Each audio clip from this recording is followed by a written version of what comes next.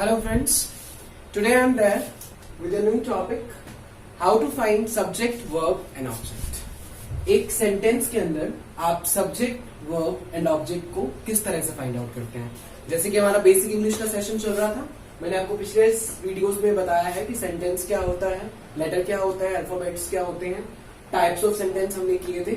आज हम ये टॉपिक कर रहे हैं कि सेंटेंस के अंदर सब्जेक्ट, वर्ब और ऑब्जेक्ट को किस तरह से फाइंड आउट किया जाता है। ठीक है, how to find out these 3 things in a sentence. सबसे पहले मैं आपके सामने 2 सेंटेंस लिख रहा हूं, आप उन्हें ध्यान से देखें। पहला सेंटेंस है राहुल राइट्स अ लेटर, ठीक है। और दूसरा सेंटेंस है swimming is a good exercise. और तीसरा सेंटेंस है Rahul gave a pen to me. ये 3 सेंटेंस हैं, हम इन तीनों सेंटेंस को पढ़ेंगे, इनके अंदर हम निकालेंगे कि सब्जेक्ट, वर्ब और ऑब्जेक्ट कैसे। सबसे पहले कोई भी सेंटेंस करने से पहले अगर आपको ये 3 चीजें निकालनी है उस सेंटेंस की, ये चीज आपको काम आएगी पैसिव वॉइस में, यही चीज आपको काम आएगी रिपोर्टेड स्पीच में, और ये चीज आपको टेंस में बहुत ज्यादा मदद करेगी। मैंने ये बेसिक वीडियो इसीलिए बनाई है क्योंकि बच्चों को इनका ही नहीं पता होता कि कैसे निकालने हैं। आज हम सीखते हैं कि इन्हें कैसे निकाला जाए। सबसे पहले देखिए पहला sentence, Rahul writes a letter. Rahul writes a letter के अंदर मैंने यहाँ पे एक चार्ट बनाया, आपके लिए एक छोटा सा चार्ट है, आप इसको ध्यान से देखें। सबसे पहले आपको वर्ब ढूंढनी है। वर्ब जो है वो एक्शन वर्ड होता है।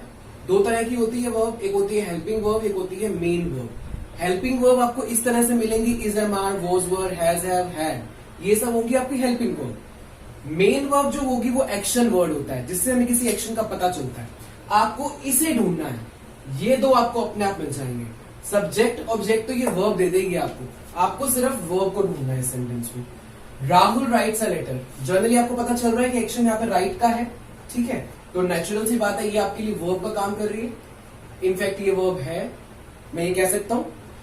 अब आप इन एरोस को समझिए ध्यान से, बहुत इजी लैंग्वेज में है ये, ध्यान से समझिए। What plus verb, who plus verb, ये जो 2 वर्ड्स है ना, ये 2 वर्ड्स ही हैं की टू सक्सेस। इससे आपको सब्जेक्ट का पता चलेगा। देखिए कितना आसान है। व्हाट प्लस वर्ब अगर आप करते हैं तो भी सब्जेक्ट आता है, हु प्लस वर्ब करते हैं तब भी सब्जेक्ट आता है। इन दोनों में से एक में ही आंसर होगा, या तो व्हाट प्लस वर्ब से आंसर आ जाएगा या फिर हु प्लस वर्ब से आंसर आ जाएगा। ट्राई करके देखिए। वर्ब यहां पे राइट्स है, आपको पहले व्हाट बोलना है फिर वर्ब बोलना है।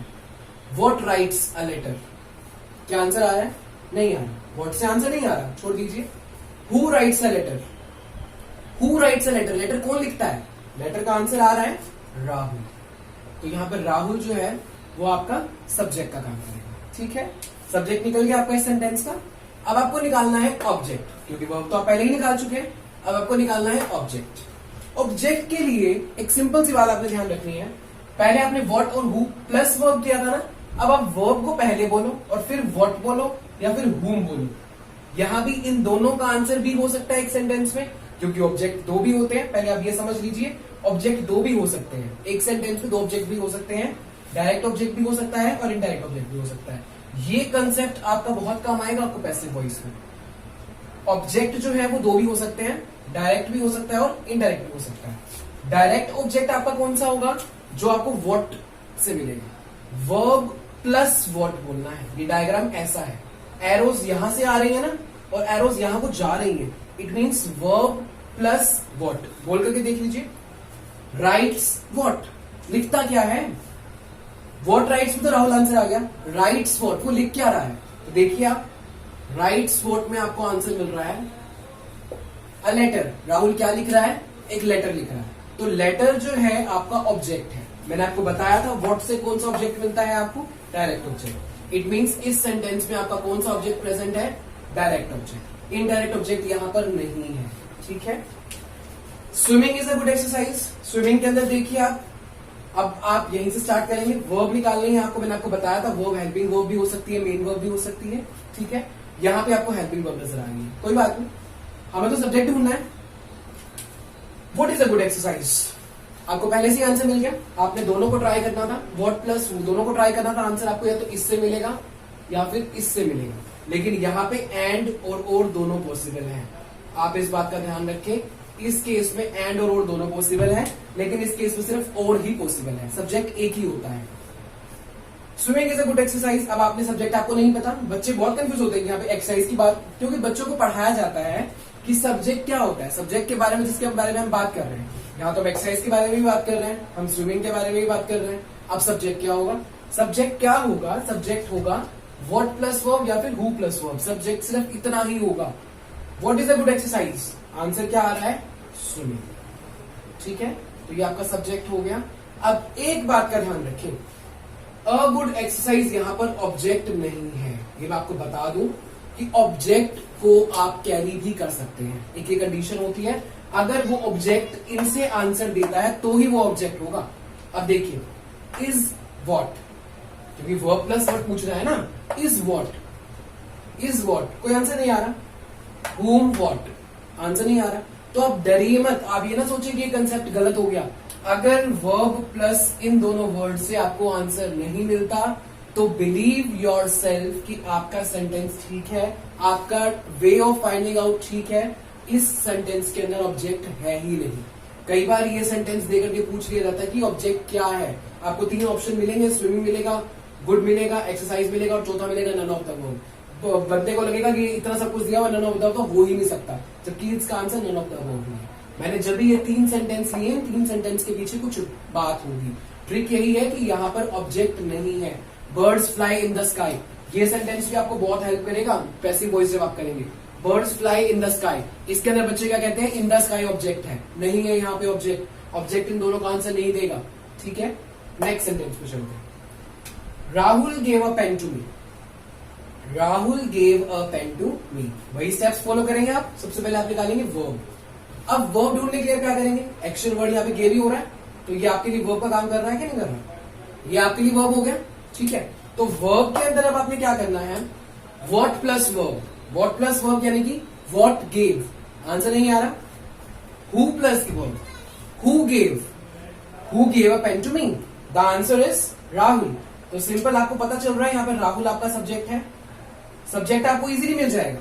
अब आप ऑब्जेक्ट की ओर ध्यान दें। ऑब्जेक्ट तो मैंने आपको यहाँ पे सिखाया था, अब मैं आपसे फिर से क्यों सिखा रहा हूं, क्योंकि यहाँ पे आपको 2 ऑब्जेक्ट्स मिलेंगे। ध्यान से देखें आप। सबसे पहले आप पता लगाएं verb plus what, gave what, gave what, उसने दिया क्या, गेव अ पेन। यहां पे पेन आपका डायरेक्ट ऑब्जेक्ट है। ध्यान रखें आप इस चीज को, जो भी आंसर आपको वर्ब प्लस व्हाट से मिलेगा वो आंसर आपका डायरेक्ट ऑब्जेक्ट का होगा। ध्यान रखेंगे। वर्ब प्लस हूम, अभी हमारा काम खत्म नहीं हुआ। मैंने आपको बताया था और एंड दोनों पॉसिबिलिटीज हैं। बच्चे क्या करते हैं, जब उनसे पूछा जाता है ना ऑब्जेक्ट, हाँ मजा आ गया, फटाफट से ऑब्जेक्ट मिल गया, कर देते हैं टिक, चलो जी हो गया।